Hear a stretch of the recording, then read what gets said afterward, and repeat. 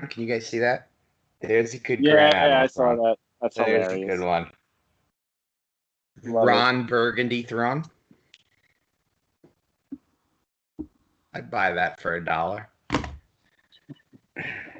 Let me let me kick this off by saying to the rest of the fandom world of the things we love, right? Star Wars, Marvel, DC, I mean, you name it, Lord of the Rings, uh, whatever your pick your poison, pick your flavor. But us Transformer fans has had it rough for a very, very long time, right? Agreed. We've suffered through 2 decades of Michael Bay.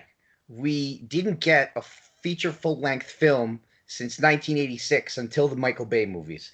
Then after that, we get a Bumblebee movie that is like just is a cock tease, basically.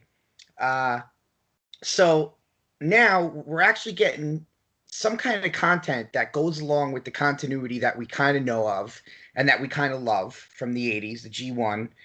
And it comes out at a time where Star Wars is at its peak, in my opinion. Right? Mandalorian season 2 finale. Marvel's hitting phase 4 like a rocket ship.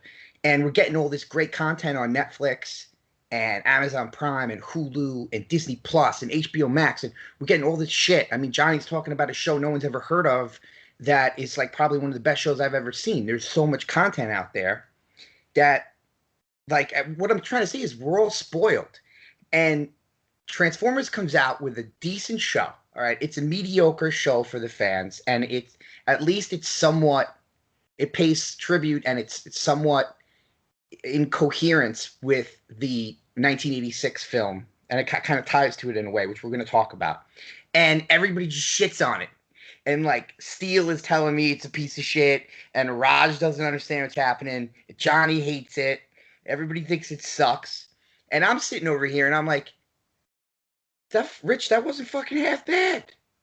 That was pretty good.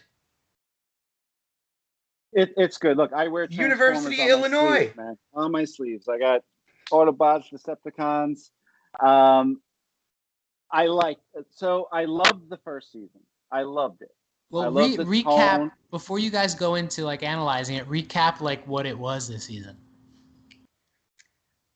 Yeah, sure. So we left off at the end of season 1 with Prime and most of the Autobots. I'd say 90% of the Autobots going through the space bridge. And what the space bridge is it's a portal off-world into another part of this outside of the system of where Cybertron is, outside of their solar system.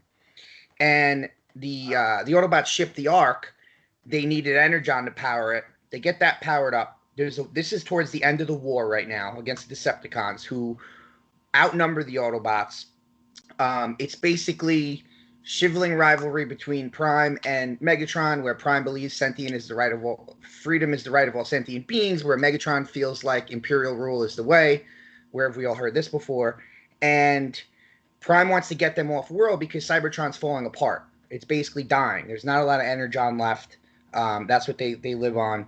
And Megatron wants to, by any means necessary, save the planet. And Prime knows that it can't be saved. So, long story short, at the end of season 1, the Ark gets fixed up by Ratchet and everybody. And Prime gets off-world in the Ark, which is the ship we know from the G1 cartoon that crash landed into the mountain on Earth. And then now they're in space. And there is a small platoon of Autobots that are still on Cybertron, including Jetfire, who just defected from the Decepticons onto the Autobot team.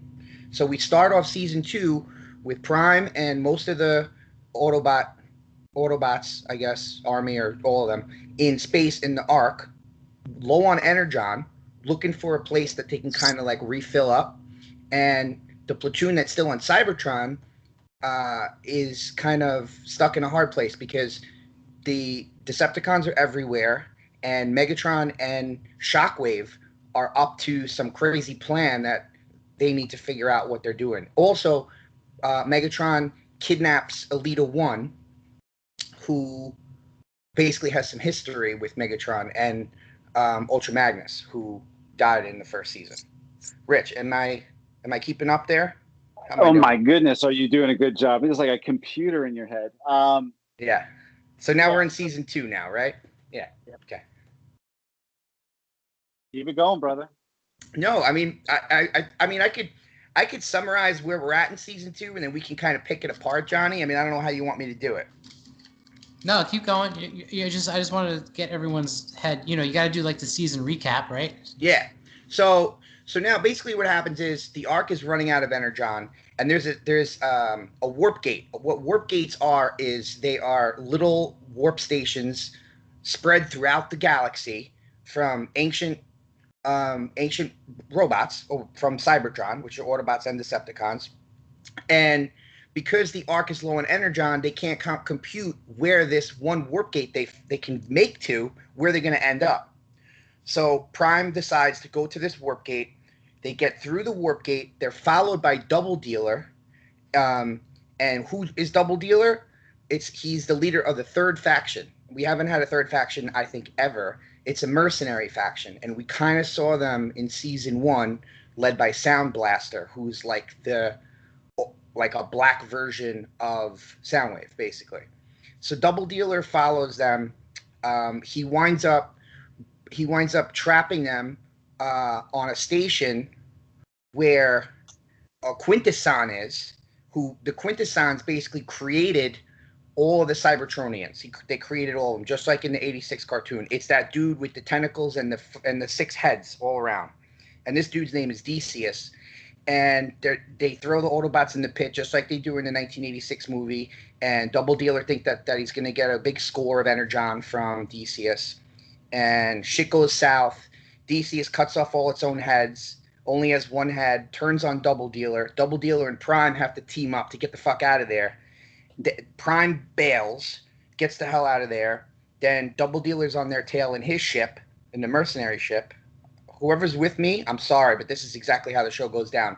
Then back on Cybertron, Elita 1 gets captured.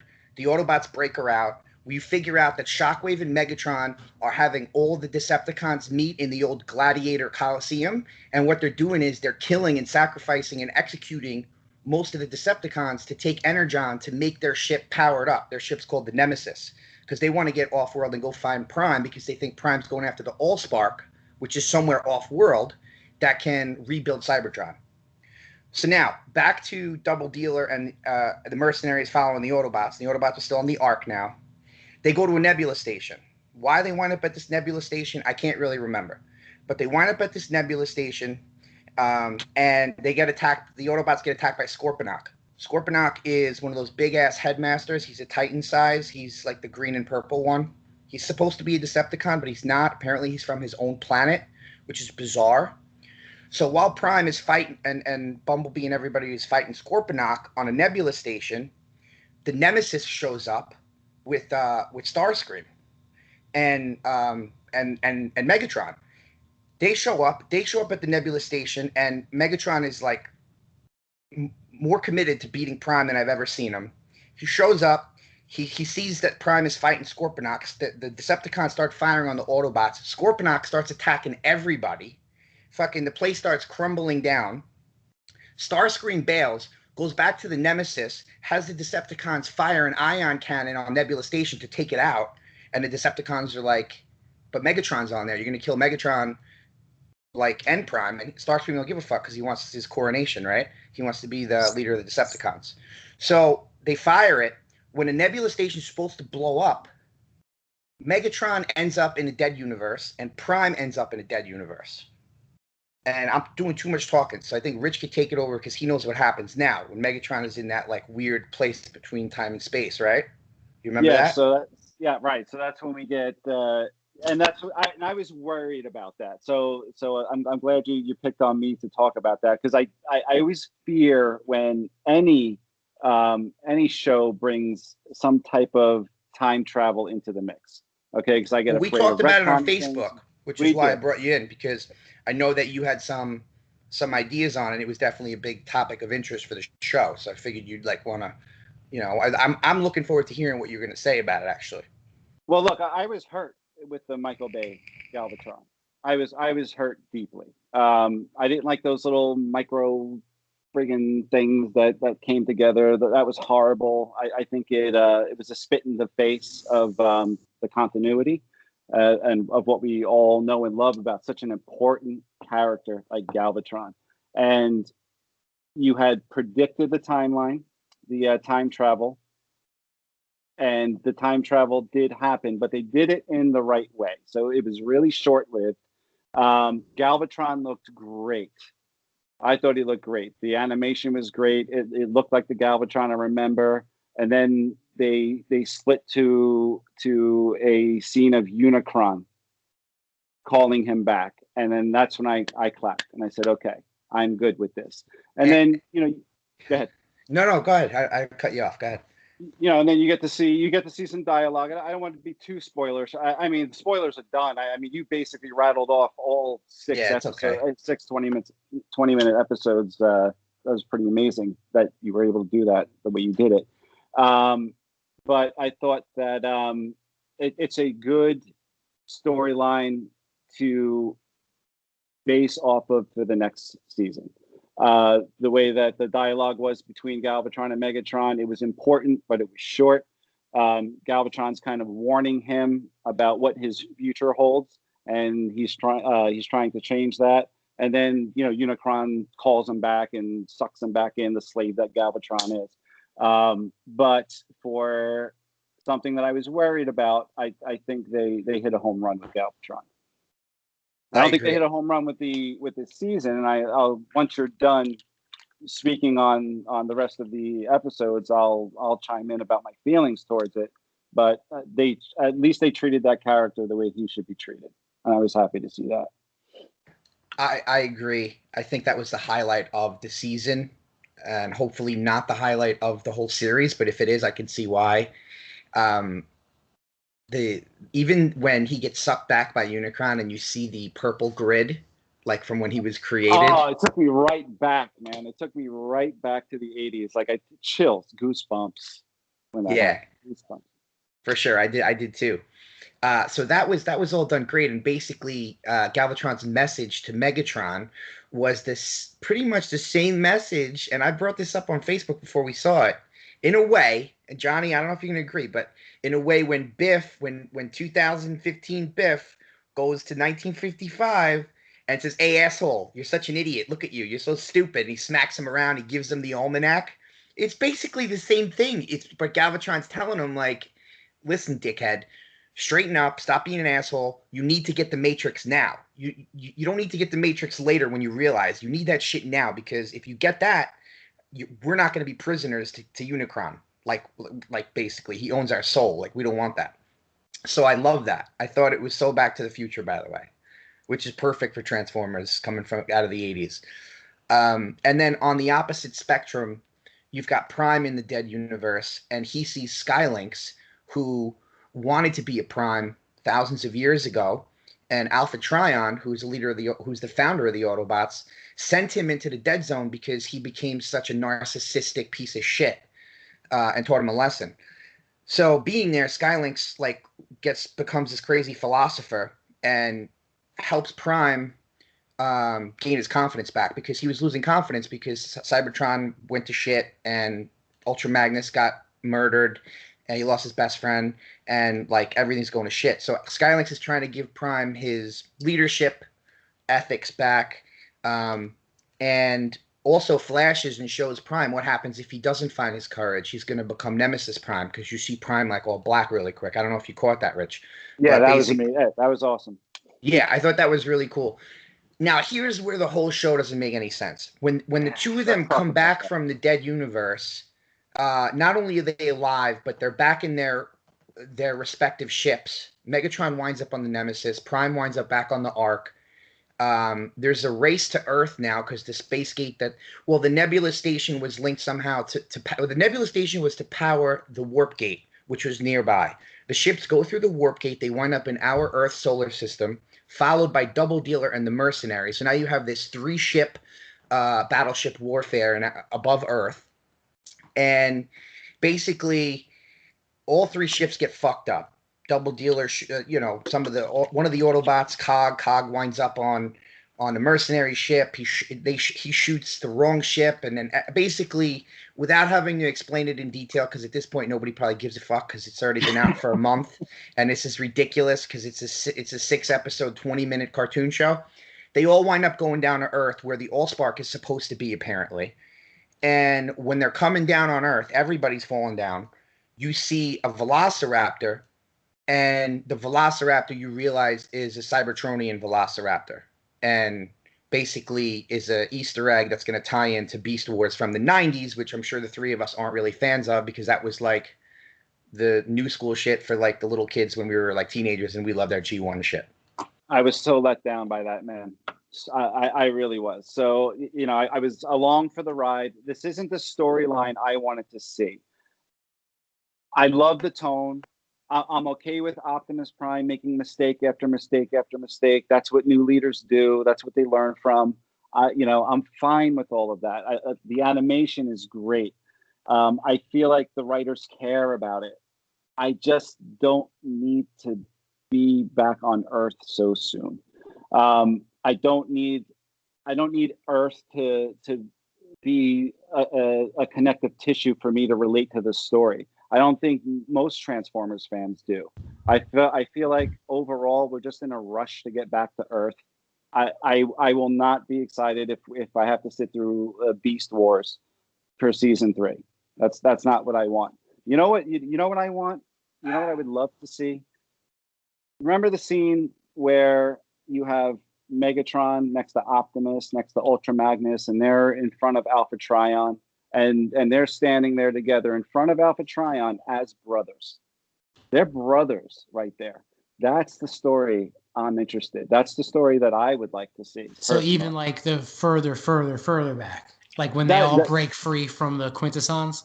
Well, look, Yeah. that's even further back. Like show me from the inception. I mean, but back when this all first started, I mean, the Autobots were the workers. They were cars. They would think of them driving to work every day. That's what they were. They were the architects. They were the doctors. They were they were your ground workers. Your Decepticons, those were your military, basically. That's why they all fly. They watched over the skies, and they were the protectors. And I want to see that story. Like, there's so much story to be told there. I think I want to see Megatron become the gladiator that he was, and rise to power. I want to see that. I want to see Optimus become the leader that he was. I want to show me that. There's so much story to be told there, and so much story to be told within the war.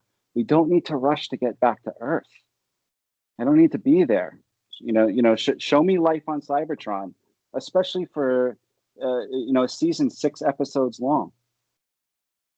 Yeah. That's what I want to see. Show me that brotherhood that they had. That's what I want to see. I would love to see that. I'd love to see Optimus as Orion Pax before he gets the Matrix passed over to him, and how that bond, how they get the bond of that brotherhood, and then how it's broken. And Megatron's rise to glory in the Coliseum, and the fall of the friendship, and then how the factions break up like that. I think that'd be fucking great. But we are getting, and Johnny, correct me if I'm wrong, but aren't we getting an Origin Optimus Prime movie? I didn't Paramount, Paramount has that in the queue. I just don't know if they've greenlit it. But I believe that's the next movie. And they're gonna reboot it with that.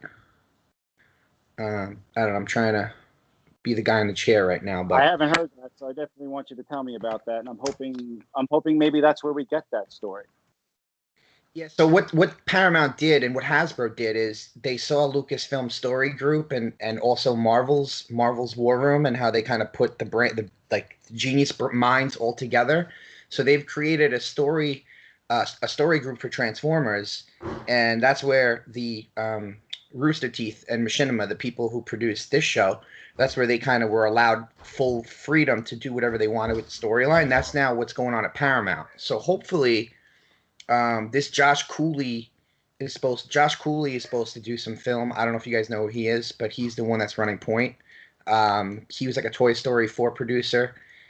He's involved, and he's got like the right minds over at Paramount to reboot this. So hopefully, if they do an Origins on Cybertron, Rich, what you're talking about, that can be what we get. I mean, that would be a fantastic way to start it, to like reboot it, you know? I agree, and I think, you know, especially for new Transformers fans, there'll be a lot more to those characters that they're gonna love. And if that happens, if that gets greenlit, I hope so. But you know, I've also wanted to see a Voltron movie. That'd be great. You know, and that was kicked around. That's been kicked around for years, from studio to studio to studio. And what I heard about it last is that nobody wants to do it because it doesn't take place on Earth, so they're afraid audiences won't relate. Yeah, that's the thing. It's like the generation that's really the Gen X boomer generation for Voltron. I mean, I consider myself Gen X, even though I'm in early '80s. But I feel like if it was you done are right, Gen X, bro. Thanks, buddy. Tell that to my younger cousins who are like, "You're a millennial, dick." Like, no, I'm not. How old are you? I'll be 40 in 2 weeks. You're not a millennial. Thank you, buddy. No. I mean, the word just no. I know. So listen, guys, I got this from April 2020. Animated Transformers prequel is activated. Toy Story 4's Josh Cooley to direct for Hasbro, E1, and Paramount.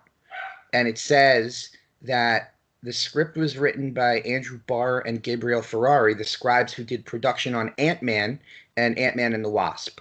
And it is a origin story that takes place on Cybertron. All right. I love it. I'm in. And it does say, I'll send you guys the link, actually. It says the film revolves around the relationship between Optimus Prime and Megatron.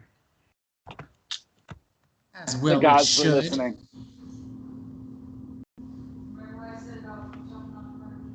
You know, I'll be honest, I didn't think I could talk that long about a 6-episode, 20-minute cartoon. And I'm actually impressed with us. I think we did great. I don't know how you did it. Johnny was quiet the whole time because he hates it. I mean, like, I didn't All right, hate Johnny, it. let's hear your take on it, because you're a Transformers fan just as much as we are. And Huge. The entire time, bro. I just. Why did All right. All right. So I completely like this is kind of going back to season 1, but he was missed in season 2. Ultra Magnus was completely wasted. That's like a huge fan favorite.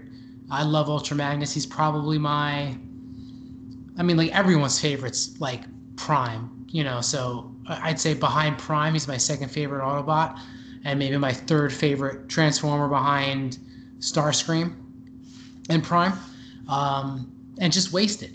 I am glad that this. I did see the Starscream I wanted to see this season. So they did Starscream right. Skylinks absolutely was like a complete waste.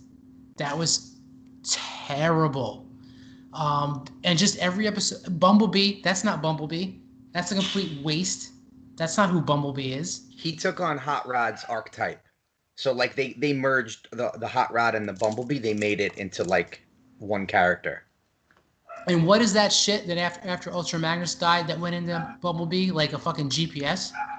It was like the mythology, not the mythology, like the say like in like Greek mythology, the gods want to give like all the knowledge to Theseus or to Achilles, right? And like it comes from that, you know. Mm-hmm. But like, don't make shit up. Like, we want what we want. We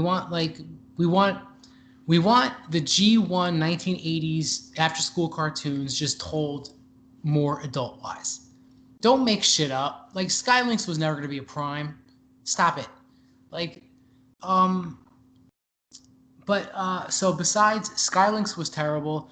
They wasted Ultra Magnus, although I loved his character arc in season 1, how he kind of like betrayed the Autobots, but not really. Like, that was great storytelling. And how he had no fear going into Decepticon headquarters and talking to his boy because Megatron's his brother. Nothing could happen. That's bad. So that was well done. So again, I hated the way Bumblebee was, and then just centering on season 2 or whatever you want to call it, Earthrise. Just each episode was boring. It just wasn't entertaining, and it was just so convenient that like, oh, the Decepticons are gonna free us when you thought like it was finally gonna get interesting, and you were gonna see some like blood, some oil shed, if you will. Then like, oh, you guys saved us before, so now we're gonna save you. I'm just like, ah. Oh. And the Scorponic, like he's a Decepticon. What was that all about? Like, come on. And why are all these Autobots running? Transform and roll out, bro. I think because the production budget for the transformation is probably a little bit more than them just running down a hallway. It's like... I'll say this toy line, though, this toy line is like the best Hasbro done toy line that I've seen in a long, like maybe ever. Let me get a close up. I mean, here's Ultra Magnus. I mean, he is monstrous for a Voyager figure. I'm sorry, the reflection's killing it, but no, it looks sick. And like his truck mode is like super cool. So they really paid, you know, attention to detail to G1, like Cybertronian versions, and the quality of the figures. I mean, we're not getting die-cast primes with rubber wheels anymore, because no toys are really made like that. But for what we got, for being a Hasbro line, Johnny, is pretty dope. Yeah, I don't know. I still tell myself I want to get like an MP Magnus, but there's always something else to spend money on. Yeah, there's knockoffs of the MP Magnus for like $70, but that is like exact. Yeah, even then, I'm just like, I might as well. I don't know. I gotta get a Captain America shield. Yeah, you need that. On my wall. I'll never forgive my mother for throwing out all my die-cast Transformers. All of them. It's terrible. They don't make them like they used to, man. I can do you one better, Rich. I threw my own out. I threw my own out. I didn't keep them. I kept my Star Wars in the attic, and my dad threw those out. But the Transformers, G.I. Joes, and anything not Star Wars, I threw out on my own. I was like, I'll never need this. As I rebuy them. Wah, wah, wah. What else do you have back there, man? I know. I want to give Rich a little bit of a tour if I can. My setup is not ideal for this, but since my museum is gone. Like I had another baby, and she's taken over the house. Now all my stuff's up in the attic. Well, my mother-in-law and I fight about this room every day, but here's the top shelf. The big boys are up there. And awesome.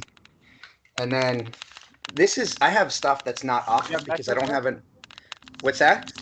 Metroplex up there? Yeah, that's the Titan class. And the Titan class Fortress Maximus. And then that's a third-party Omega Supreme from Fans Toys, I think.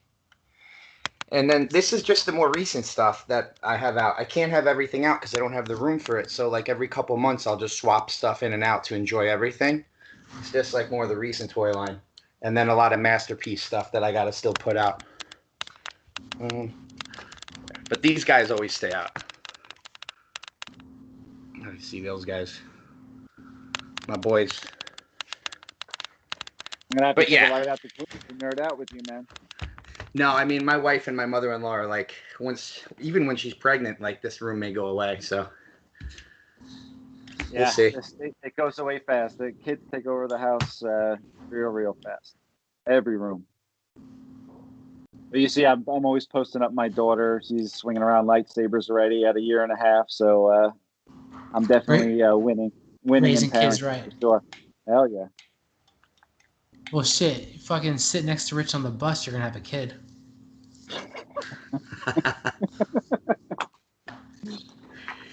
Well, how do you think Wanda got pregnant? Yeah, right. She watched the show. Oh, that's funny. All right, so that's basically my issues with it. Just in short, it's just slow, boring storytelling, and the characters that I fell in love with. Well, I mean, Bumblebee for the most part isn't Bumblebee, and Ultra Magnus they killed off like after like 3 episodes, or he was Yeah, only that was in three bullshit. episodes. And yeah, I mean, they're cramming a lot of information and storyline into just 6 episodes. I don't understand why. At least we didn't get at least double that for the second season. But it just So seemed like people weren't really watching it. There wasn't too much buzz around it. I thought the first whatever the first one was called before Earthrise, I thought went really well. Like I really enjoyed it. Um, and then just the second one lost. Now I'm gonna watch the third one, but like I'm gonna be on my phone. I'll be making dinner. Like it's gonna be like background. Um, what else did I hate about it? I thought they screwed up the quintessons. They, you know, they went to quintesson like immediately. I didn't like that. Um, that's really it. what about when after Starscream shoots the station and 20 more minutes. Megatron is pinned. He's pinned down, and he's bleeding that purple Cybertronian blood, and Prime like saves him regardless. Like that whole scene was pretty Yeah, cool. you saw that coming. Yeah. Right, and that's probably the last time you'll ever see Optimus make a decision like that. Yeah, he's got to become. One shall rise, one shall fall. That's what we're used to hearing from him, but we haven't seen Prime make those types of mistakes, and I was okay with that. I was okay with seeing a younger Prime making mistakes that most leaders make, and he's got to learn from them. I was good with that. I think budget is a huge factor. Like that's why the episodes are so short. That's why we don't see a lot of transformation. I think that they needed to prove themselves to Netflix with this show. I don't know how good the numbers are. I haven't seen results on how many people streamed it, but if Netflix is happy with it, I'm hoping that they get another shot because the animation is great. The colors are great. A little dark. It is a little dark. But the tone's dark, so I'm okay with that too. Where's my jazz, by the way? No jazz. I'm starting to now I'm getting pissed. It's hard to squeeze them all into that though, you know? And if it goes into Beast Wars, like I think Mike mentioned earlier, like it's completely gonna turn me off. I didn't even like Transformers Prime, and Rich, I know you loved it. I didn't even like Transformers Prime, so you know I'm gonna hate this Beast Wars shit. From the toy line, the Kingdom toy line, that's the name of the third season, it's like half and half. There's half of them are like Autobot mobiles, and the other half of them look like they could be some type of dinosaur. You think this is where they introduced the Dinobots and Grimlock and all that? I would think it's a perfect opportunity to, but I haven't seen anything. I better get a me Grimlock one time. Yeah. And I hated what Michael Bay did with Grimlock. That was just so dumb. I mean, as far as the movies are concerned, I mean, everything after the first one, and the first one they took chances on, it was just bad. Really bad. I didn't. You're talking about Michael Bay 2007. Michael, yeah. I didn't. I liked it. I liked that one. Like, the only thing I liked the first one. Yeah, the first one was good. The only thing I thought they messed up bad was Megatron, and everyone looked the same. Like Megatron and Starscream, I couldn't tell the two apart. Like there wasn't enough differentiation between the Autobots and the Decepticons, and then just Megatron just was terrible. Just looked terrible. Yeah, Prime looked okay. Prime looked okay. I was just gonna say the Decepticons' faces looked like insects instead of like the bot face that we know. Right, and that's where the go ahead, John. No, go ahead. Well, that's where I'm excited about the Prime origin story, because now if they're going to reboot it that way, it's smart because they're going to focus on the robots, right, and not the humans. Yeah, I want to see the 9 primes. Yeah, I want to see Wait, how does this timeline go? The Quintessons made them all, and then the Mm-hmm. Autobots and Decepticons join together and overthrow them. Mm-hmm. And then what happens? Well, and then just like any other society, it gets opinionated. Politics come into play. You just like our country right now. I mean, it gets split, and that's basically what happens between the more militarized version, which I guess I don't even know anymore in our society today. But like you could say that would be like a conservative side, and then the more liberal side would be like the Autobots, who were the blue collared workers, the everyday man, um, and and then all the corruption that goes on behind the scenes. I mean, I mean, George Lucas did it perfect with Star Wars and the prequels, but like it's the same type of thing, you know? And then you start consuming the resources of your planet, and the planet starts to die little by little, and that's relatable. That's fine. That's fine. Keep it on Cybertron. Let's stay on Cybertron for a while. The nine primes are the spiritual, religious aspect of it, not the political aspect of it. Oh, I And thought it so was we like the churches. 8 primes before him. That's not that? It is. No, it is. You're right. But there's a spirituality to the Matrix. It has a power that's not really substantiated. You can't really explain it. It chooses who it wants to lead. So it's hard. It's kind of inexplainable, which is why there's like a spiritual aspect to it too. Is that true, or was it because Hot Rod caught it, and he was the first to touch it after Prime had it? No, he wasn't the first to touch it because Ultra Magnus takes it from Prime's dead body, and he doesn't have that reaction. No, in the 1986 movie, Prime drops it. Ultra misses. Timeout. Galvatron drops it. No. Prime dies. Oh, yeah. Right. He goes to hand the Matrix off to Ultra Magnus. He drops it. Hot Rod catches it and gives it to Ultra Magnus. Am I right? You are. I get where you're going. So is it because the Matrix chose Hot Rod, or is it because Hot Rod was the first person to touch it after Prime? I think it chose him. It was foreshadowing. That catch was the foreshadow. No, I get, yeah, but I don't know. Something to think about. I like to think that the Matrix chooses its owner, its true owner, the chosen one. And just an aside, I liked Wreck-Gar. No one did. I liked him. Weird Al Yankovic? Yeah, he's cool. I thought Wreck-Gar was pretty good. Me Greep Mini Bomb.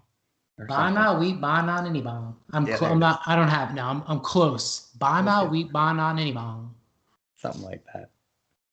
What was that song they sang? They dance around the junkyard, the Junkion? I don't know. It's bizarre. I just rewind the "You Got the Touch" scene like over and over again. That whole movie is just perfect. I mean, it's still the best Transformers content we've done. I agree with you. It's the best Transformers movie still. I don't know if it's perfect though, because I would have liked to see Prime more than 15 minutes. It does have a shit in it though. A what? The word shit. Oh yeah. There's one. That's fine. All right, I have to get to the wife. Yeah, me too. Here. Yeah, all three of us. Let me. So, Rich, thank you so much for coming on. We should definitely do this again. Thanks for having me on. I wish I was a little more prepared at short notice, but I'm still glad to be here. If we get out of this pandemic this year and life goes back to somewhat normal, Johnny will tell you I'm a very hospitable guy, although I may not be the neatest one. You're more than welcome to come here. If you guys are coming to Comic-Con, you come over here, we'll hang out. Well, he's closer to you than me. Okay. Yeah, perfect. I'm on the island, so not far from you at all. Oh, I'm in Douglaston. Okay, perfect. Yeah. Awesome. And that's great, because then you two could hook up again if life goes back to normal. This could be a meeting spot, is my point. Nice little meeting spot over here. I'm trying to get him back to Jersey.